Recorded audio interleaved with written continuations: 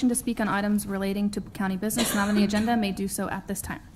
Are there any members of the public wishing to speak on items not on the agenda? Please sign in. Thank you.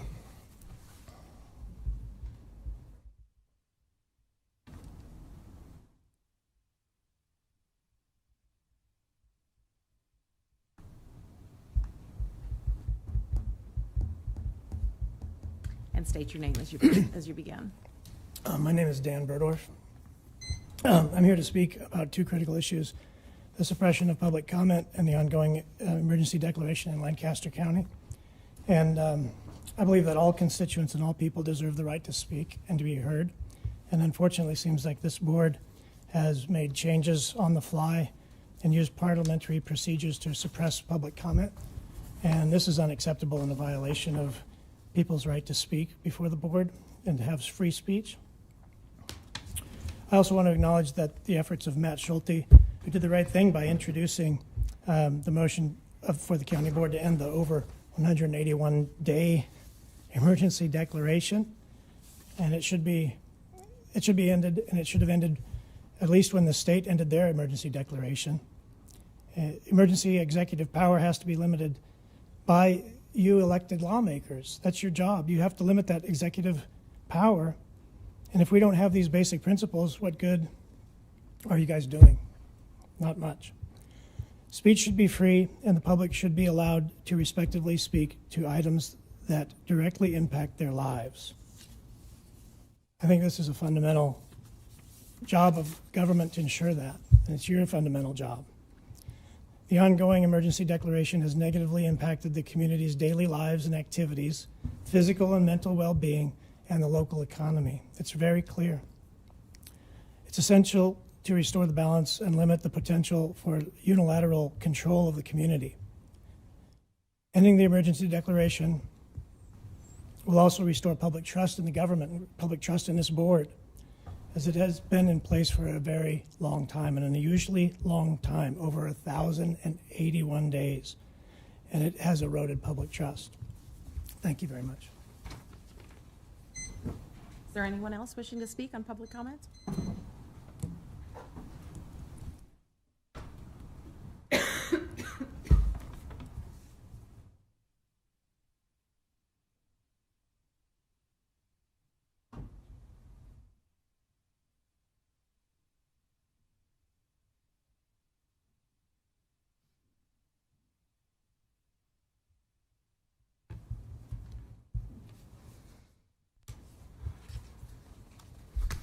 Good morning, Commissioners.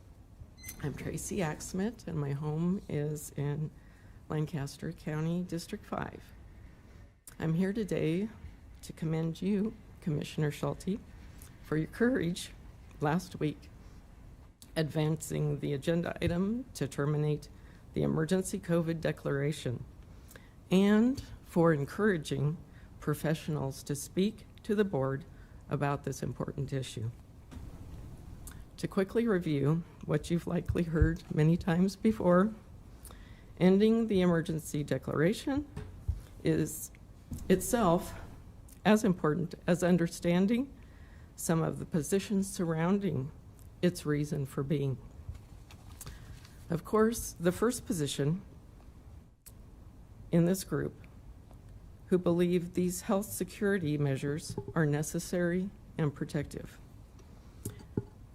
In the second position is a transhumanist group who believe there are nefarious actors bent on producing mass-scale biodigital convergence in a way the RAND Corporation refers to as the Internet of Bodies. And finally, in the third position is a group who don't believe either of these positions. These folks live in a wonderful, creative world of healing. Throughout the last 3 years, the healers in this group continued to treat their patients as they always had, with remarkable results. This is unfortunately also the group that has been maligned, censored, and nearly regulated out of existence over the last 200 years, especially in Nebraska. Over the last 35 years, I've personally found that some doctors have no idea that this world exists. If you have ever successfully found your own healing because you had exhausted conventional medical advice, then you may know what I mean. So, we are left with this sequestered, beautiful, healing world where personal responsibility is high and fear is low, a world that seeks open, informed conversations across all disciplines about the cause and treatment of disease, and ensures, first, the education and proper use of all healing modalities. Most importantly, the use of nutrient-dense foods and inexpensive homemade remedies affordable by all. Commissioners Schulte, for clearly making your position known and for encouraging others to share their positions. If allowed, I would like to give you this small cup as a token of appreciation on behalf of all of us in Lancaster County, professionals, experts, and lay people alike who are supporting you in this effort. And finally, this morning, 1 minute. I'm a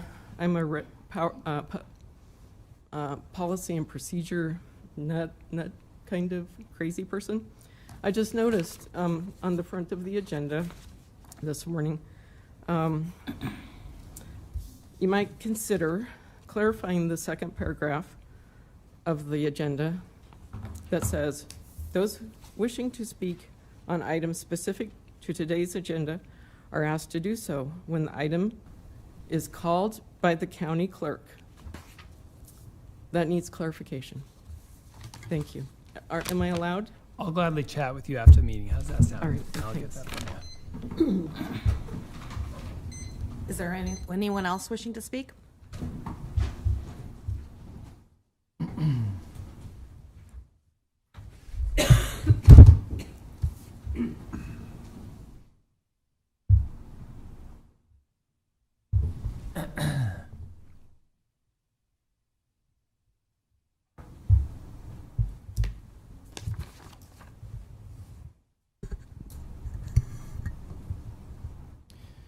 My name is Samuel Lyon. I'm a Lancaster County resident. Last week, I was invited here to speak on the topic of the emergency declaration. It was on the agenda, and so seeing it on the agenda, I, a member of the public, decided to come and speak about it since this board put it on the agenda.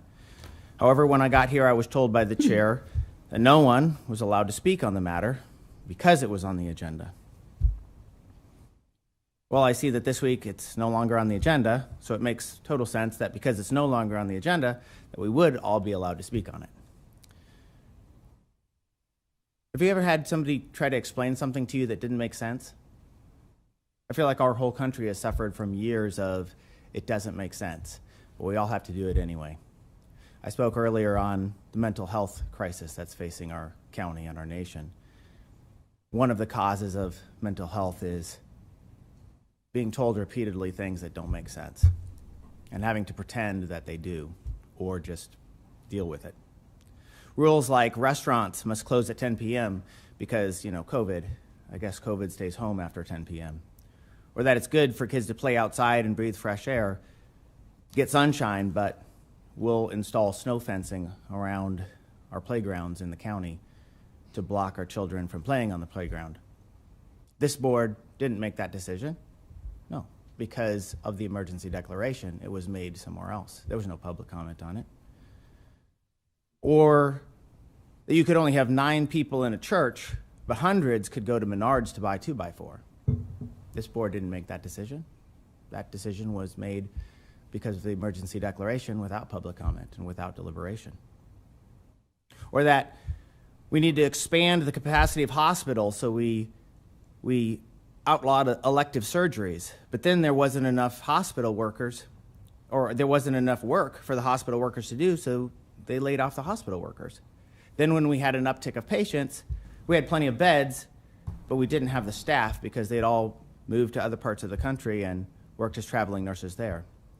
So we had beds, but we didn't have the staff to care for the beds that we had available. This board didn't make that decision. It was made somewhere else. Or that even though children were largely not affected seriously by COVID, they needed to transition from a supervised classroom and a desk to spending the day in their bedroom, unattended, with a laptop. That wasn't made at this board. There was no public comment on that. There was no deliberative process. That was made because of the emergency declaration by the executive branch. Or almost overnight, it became too dangerous for our children to play sports. Well, almost all sports, except for tennis. Tennis is okay, of course, because you play tennis outside. Except if you play tennis inside, it's also okay. No deliberative process on that. No public comment available. No appeal or remedy. You remember when wrestlers could wrestle, but then they weren't allowed to shake hands afterwards? It doesn't make sense. Or maybe that we don't have the manpower to change all the purple light bulbs around the county, but we have to test the sewage every week to see how much COVID there is in it. It doesn't make sense to me. I have to admit that these are things that don't make sense. So I guess it's fitting that the day you put on the agenda to talk about ending the COVID declaration, of course the public can't be expected to be loud on speaking about ending the COVID declaration on that day, the day that it's on the agenda. No, of course not. It's when it's not on the agenda that the public should come and speak about ending the COVID declaration. This makes perfect sense to me. For 3 years, much of what has come from the health department, your health department, has not made sense. Some people were not allowed to attend their loved ones' births, deaths, weddings, funerals, church services. Because the emergency declaration, all citizens understood that restrictions could be made or changed unilaterally, without public comment, without a majority vote, without deliberation from this board or any other elected body. And the restrictions were arbitrarily and without appeal or relief. Emergency declaration should be just that, for emergencies.